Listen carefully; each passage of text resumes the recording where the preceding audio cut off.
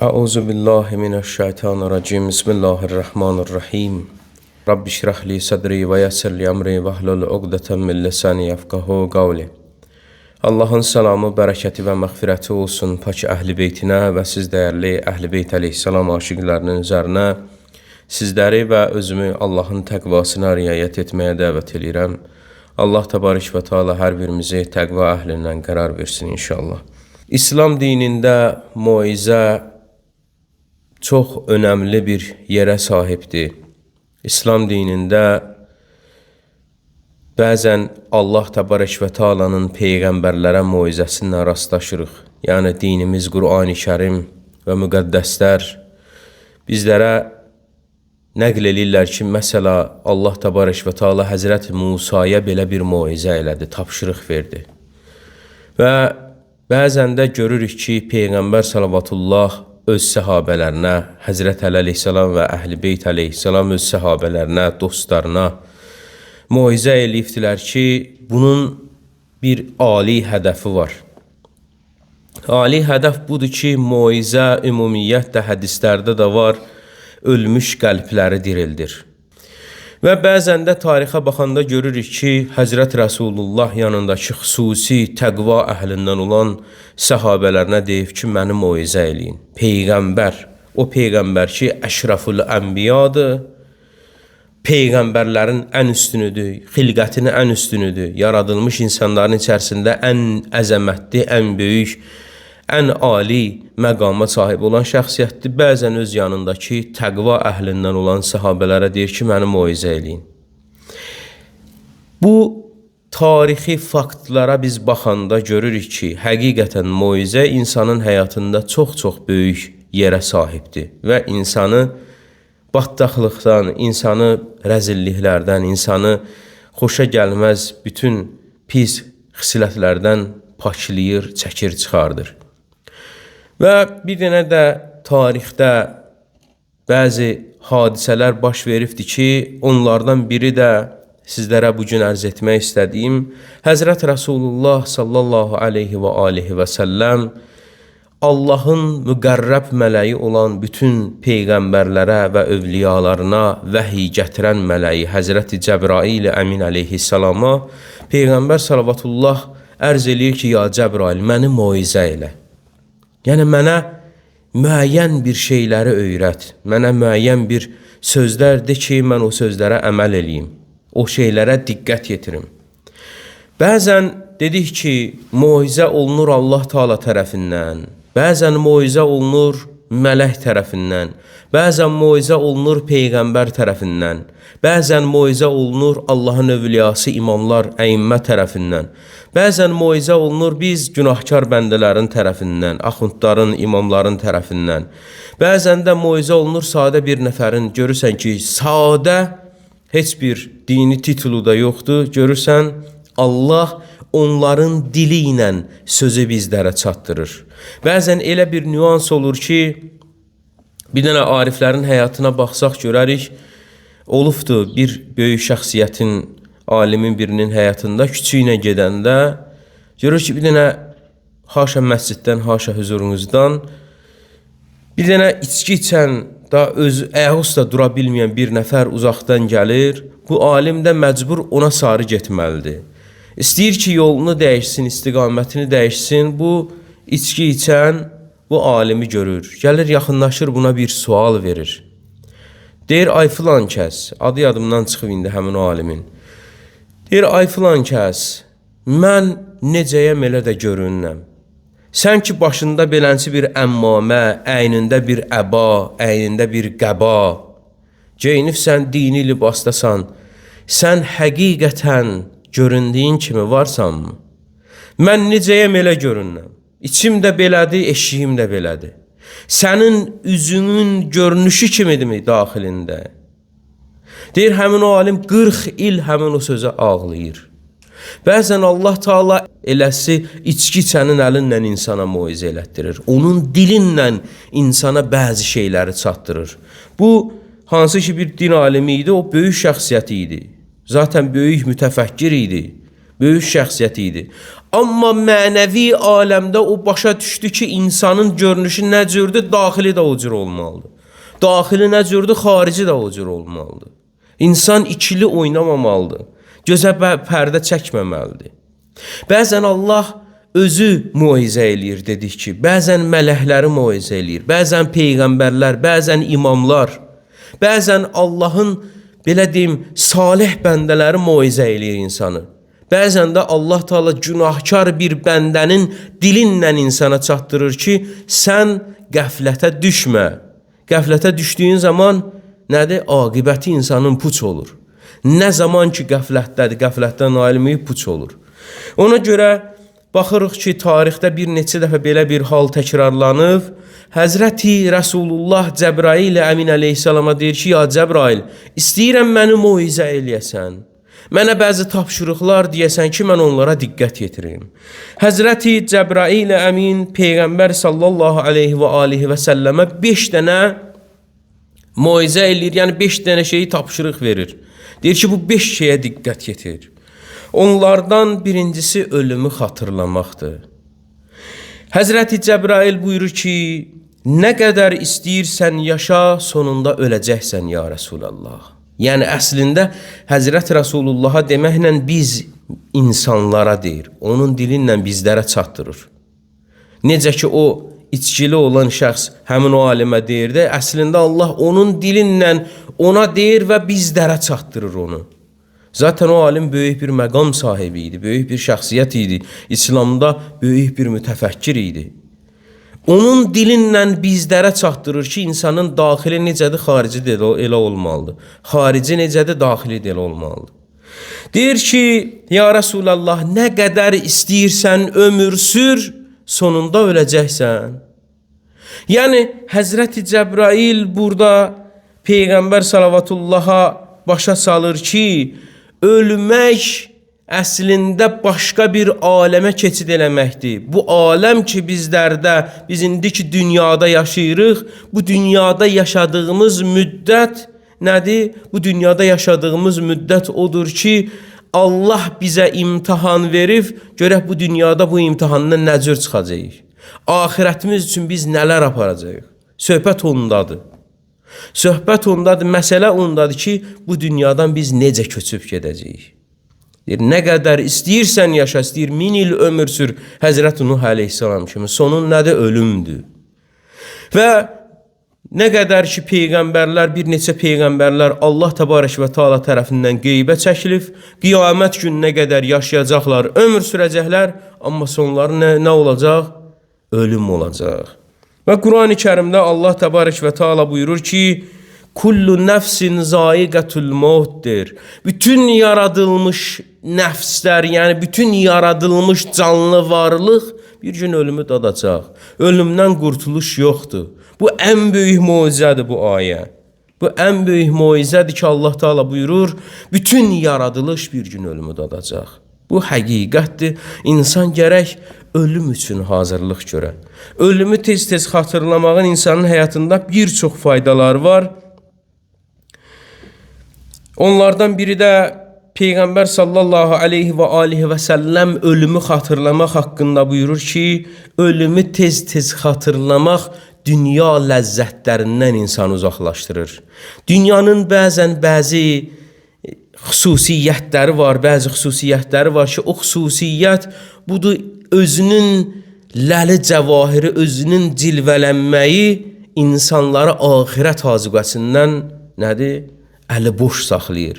Bəzən insan dünyanın ləzzətlərinə o qədər qapılır, qəflətə düşür, bir də ayılır. Necə ki, Həzrət Əli əleyhissalam buyurur, bəzi insanlar yatıb yuxudadılar. O zaman ki, öləcəklər, onda ayılacaqlar. O zaman ki, ölüm onları haqlayacaq, onda gözləri açılacaq ki, mən bir ömrü boşa keçirmişəm, bir ömrü hədər vermişəm. Ona görə insan çalışa, diqqət yetirə ki, insan bu dünyanın ləli cəvahirinə aldanmaya. Aldandısa, ahirət azuqəsindən əli boş qaldı deməkdir. Və bu barədə dünyada insanın ölümü xatırlamağının insana 4 dənə faydası var. Yəni insan nə qədər ki öləcəyini ağlında saxlaya, bu ağlında saxlamağın insana 4 dənə faydası var. Onlardan birincisi budur ki, tövbəyə təşviq eləyir insanı. İkinci faydası budur ki, qənaət və şükrə gətirib çıxardır insanı. İnsan israfçılıqdan uzaq durur. Zaten öləcəm də. Nə ehtiyac var ki, bunları belə eləyim, bunları elə eləyim. Və deyir ki, əlimdə Allah bu qədər nemət verib. Bunun şükrünü yerinə yetirim, bəlkəm öldüm. İkinci insana faydası qənaət və şükrə gətirib çıxardar. Üçüncü insana faydası budur ki, ibadətdə səmimiyyət yaradar. Bəzən insan böyük şəxsiyyətlərdən tövsiyə var ki, namaza durduğun zaman elə təsəvvür elə ki, bu sənin axırıncı namazındır. Elə bu namazı qılar-qılmaz ölərsən. O zaman gör namaz insana nə cür ləzzətli gələr. İnsan heç o namazdan ayrılmaz ki, qoy bu namazı ləzzətlə qılın, bəlkə elə axırıncı namazımdır. Deyir, ibadətdə səmimiyyət yaradar ölümü xatırlamaq. Dördüncü insana faydası da zülmdən insanı çəkindirər. Bəzən insan ölümü xatırlamağı, daim zikr etməyi, ölümü səbəb olar ki, bir nəfərə zülm eləməsin. Deyər ki, mən buna zülm eləsəm, sabah ölüm gözləyir məni, sabah qiyamətin əzabı, qiyamətin o dəhşətli haqqı hesabı məni gözləyir. Deyir, o ölümü daim xatırlamaq insana bu 4 dənə faydayı verir. Dedik, birincisi tövbəyə təşviqdir, ikincisi qənaət və şükürdür, üçüncüsü ibadətdə səmimiyyətdir, dördüncüsü isə zülmdən çəkinməkdir. İnşallah Allah bizləri bu əməlləri icra edənlərdən qərar versin, ölümü hər daim xatırlayıb, axirəti üçün nələrsə də əldə eləyənlərdən qərar versin. İkinci, Həzrəti Cəbrail Əmin əleyhissalam, Həzrəti Rəsulullaha moizəsi budur ki, deyir, kimi istəyirsən onu sev, bil ki, ayrılasan. Nəyi istəyirsən onu sev, bil ki, ayrılasan. Ayrılıq bu dünyada heç bir şey əbədi deyil. Bunu bir dəfəlik ağlımızda saxlayaq ki, bu dünyada olan hər bir şey müvəqqətidir. Bəlli bir vaxtı var. Yəni bir nöqtədən bir nöqtəyə qədərdir. Məhduddur. Dedik ki, bəzi peyğəmbərlər olub, çox uzun ömürlü olubdular. Həzrət Nuh əleyhissalamın haqqında Allah Teala buyurur ki, Qurani Kərimdə Həzrət Nuh peyğəmbərin peyğəmbərliyi 1000 ildən 50 il az olub. Yəni 950 il peyğəmbərliyi olub Həzrət Nuh peyğəmbərin. Təsəvvür eləyə bilirsiniz, 950 il peyğəmbərliyi olubdur. Hələ indi yaxşı bir rivayətə görə 1200 yaşında dünyasını dəyişib. Bəzi rivayətə görə 1000 yaşında, 1100 yaşında bir çox rivayətlər var. Amma Allah Teala ki, Qurani Kərimdə buyurur Həzrət Nuh əleyhissalam haqqında, deyir ki, Həzrət Nuhun peyğəmbərliyi 1000 ildən 50 il az olub. Yəni 950 il. Həzrəti Cəbrail dedik ki, ikinci Həzrət Rəsulullaha moizəsi budur ki, buna diqqət yetirdir. Kimi sevirsən sev, nəyi sevirsən sev, bil ki, ayrılasın. Onun üçün dəyməz özünü öldürməyə. Həqiqətdə də belədir.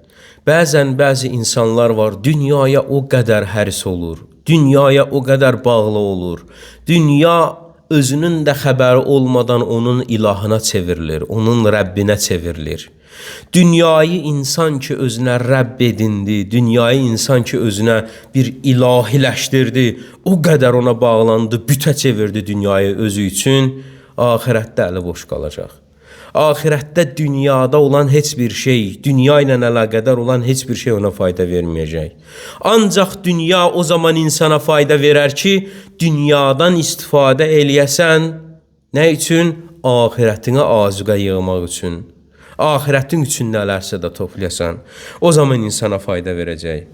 Tövbə surəsinin 38-ci ayəsində də buyurur ki, Allah Teala deyir ki, dünya həyatının ləzzəti axirətlə müqayisədə çox-çox kiçikdir. İnsan dünyanın ləzzətlərinə nə qədər aldansa, nə qədər bağlansa, dünyayı təkrar deyirəm ki, insan özünə əbədi bir məskən kimi qərar versə, axirətin heç bir ləzzətindən dada bilməz. Amma insan ki, bu dünyada nəfsinin üstünə ayağını qoydu, icazə vermədi ki, nəfsi onu sağa sola çəksin, o zaman axirət nemətləri onu gözləyir. Və bu barədə İmam Sadiq əleyhissalam buyurur ki, dünyada hər xətanın başı dünyaya bağlılıqdır. dünya məhəbbətidir. Dünyada olanların məhəbbətidir. Dünya və dünyada olan müvəqqəti şeylərin məhəbbətidir. Və xətanın, günahın başlanğıcıdır deyir. İnsan nə qədər ki, dünya və dünya məhəbbətinə önəm versə, dünyanın ləlinə, cəvahirinə bağlansa, həris olsa, o bütün bəlaların qapısını açıq deməkdir. Həzrəti Cəbrail əleyhissalamın üçüncü nəsihəti, üçüncü moizəsi də budur ki, deyir, nə istəyirsən onu elə. Həzrət Rəsulullah'a deyir ki, nə istəyirsən onu elə, onu et, bil ki, sabah onunla qarşılaşacaqsan. O Quran-ı Kərimdə ayə var, bunu bizim el arasında da bir atalar sözü kimi istifadə edirlər. Əslində bu Quran-ı Kərimdə ayədir. İnsan nə eləyir, özünə eləyir, ha? Bir söz var, deyir ki, insan nə eləyir, özünə eləyir. Bu Quran ayəsidir. Deyir ki, insan bütün yaxşılıqları da, pislikləri də özünə eləyir. Bu dünyada elədiyimiz elə bir əməlimiz olmayacaq ki, qiyamət günü bizə təqdim olunmuyor. Bu dünyada elədiklərimizin hər zərrəsi bizim qarşımıza çıxacaq. Həzrət Əli deyir ki, yaşayanda elə yaşa, bil ki, sabah öz bədən üzvlərindən sənə şahidlik gətirəcəklər. Öz bədən üzvləri sənin tərəfinə və yaxud da ki, əleyhinə şəhadət verəcək. Ağzımıza möhür vurulacaq da əlimiz danışacaq. Dərimiz danışacaq, tüklərimiz danışacaq. Ayağımız danışacaq. Bəzilərinə bu nağıl kimi gələ bilər, amma ayədir bu, Quran ayəsidir. Deyir, hətta insanın özü heyrət içərisində qalar ki, sən mənim üzvlərimsən, necə ola bilir ki, sən mənim əleyhimə şəhadət verirsən? Çox diqqətli olmalıyıq. Deyir, o zaman ki, insan qiyamət günü haqq hesab olunacaq, əməl dəftəri ona sağ tərəfdən öndən təqdim olunacaq, sağ əlinə veriləcək. Deyir, o qədər sevinç içərisində olacaq. Az qala ki, insan sevindiyindən o əməllərini bütün məhşərdə nə qədər adamlar var, hamısına göstərsin ki, bax, gör mən dünyada nə eləmişəm, nə işlər görmüşəm. Deyir, o zaman ki, arxa tərəfdən sol əlinə əməl dəftəri təqdim olunar insanın, utancından deyər ki, Allah, yer yarılsın, yerə girin, bu nə əməllərdir mən etmişəm. Hətta alıb verdiyim nəfəsi belə yazıbsan. Allah, mən deyirdim ki, bu şey heç günah sayılmaz, heç günah kimi qəbul olunmaz. Sən onu belə yazıbsan buraya. Bəzən bu cür nədir ki, insanın etdiyi günahların içərisində elə ən böyükləri budur ki, etdiyi günahları kiçik saya.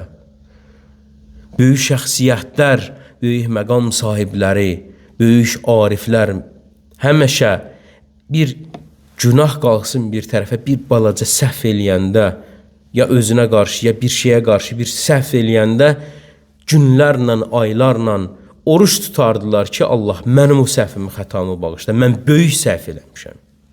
Amma bəzi insanlar da var, böyük səhvlər eləyir, böyük xətalar eləyir, böyük günahlar eləyir. Amma deyəndə ki, bu şey günahdır, deyir, cəmaət nələr eləyir, bu nədir ki, onların yanında? Bu böyük bir səhvdir. Böyük günahdır ki, insan özünün etdiyi günahları kiçik sayar. Bu böyük bir günahdır. Ona görə Həzrəti Cəbrail əleyhissalam buyurur ki, hər nə istəyirsən onu et, bil ki, sabah qiyamət günü onunla qarşılaşacaqsan. Qiyamət günü onlar sənin qabağına çıxacaq. Həzrət Cəbrail 4-cü moizəsi Həzrət Rəsulullah'a buyurur ki, deyir, ya Rəsulallah, mömin olan kəsin şərafəti gecə namazındadır. Gecənin bir qismini oyaq qala, gecənin bir qismini Allaha ibadətlə, itaətlə keçirə, deyir, o müminin şərafətidir. Və bu barədə Allah Teala buyurur ki, İsra surəsinin 79-cu ayəsində, Furqan surəsinin 64-cü ayəsində, Səcdə surəsinin 17-ci ayəsində bu gecə namazı haqqında buyurur ki, möminlərin sifəti haqqında, misal üçün Allah Teala Furqan surəsinin 64-cü ayəsində buyurur, onlar gecəni Rəbbi üçün səcdədə və qiyamda namazda keçirərlər. Deyir, mömin olan kəslər budur. Allahın qatında mömin kimi hesab olunan şəxslər budur ki, onlar gecələri ibadət eləyərlər. Ən azından gecənin bir vaxtı qalxar, bir Allahınla razı niyaz eləyər. Bir Allahın verdiyinə bir şükür eləyər. Allah Teala Müzəmmil surəsində də buyurur ki, Ya eyyuhal müzəmmil qumil leylə illə qəlilə. Deyir, ey gecənin üstünə örtük çəkib yatanlar, yorğanı çəkib, ədyalı çəkib yatanlar, gecənin az bir qismini yat. Qumil leylə illə qəlilə. Deyir, gecənin az bir qismini yat, qalıq ibadət elə Allaha. Az bir qismini yat. Bəzən biz gecənin çox qismini yatırıq. Hətta sübh namazı belə vacib olan, bizə vacib olan namazlar da əlimizdən çıxır gedir.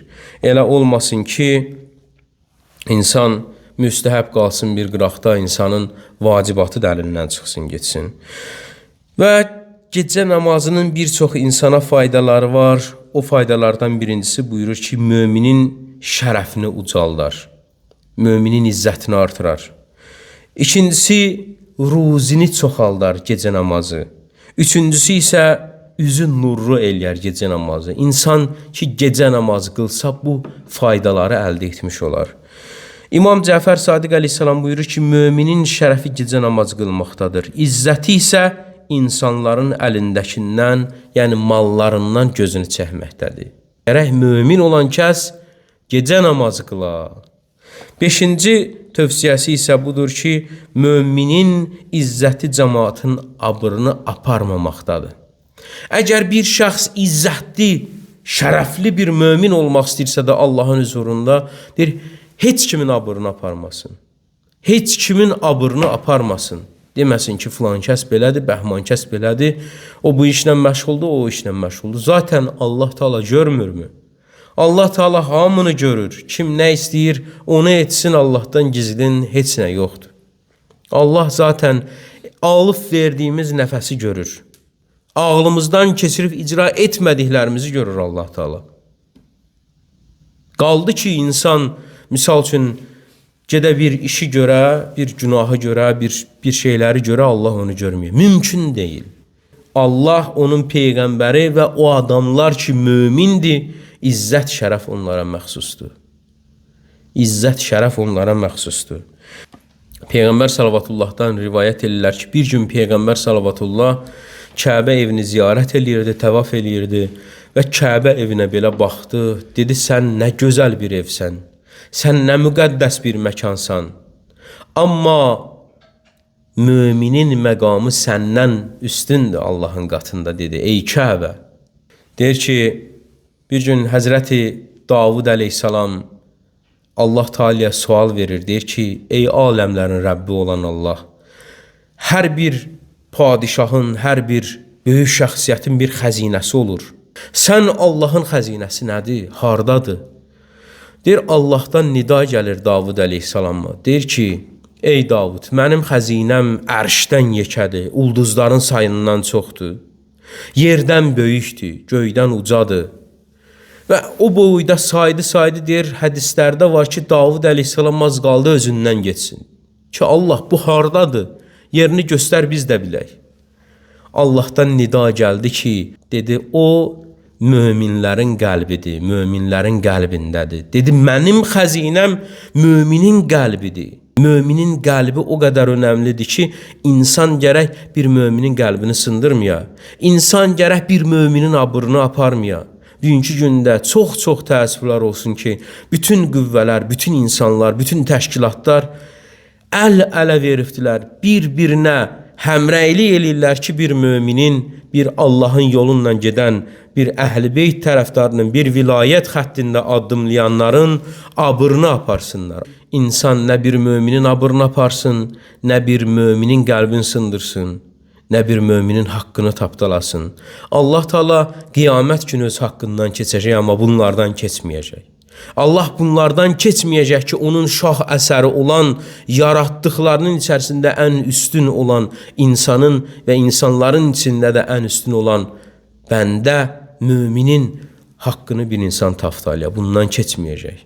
Ona görə bu şeylərə diqqətli olaq. Allahdan da arzum budur ki, Allah bizləri bu oxuduğumuza, öyrəndiyimizə, danışdığımıza, eşitdiyimizə əməl eləyənlərdən qərar versin. Allah aqibətimizi xeyirli, bərəkətli eləsin.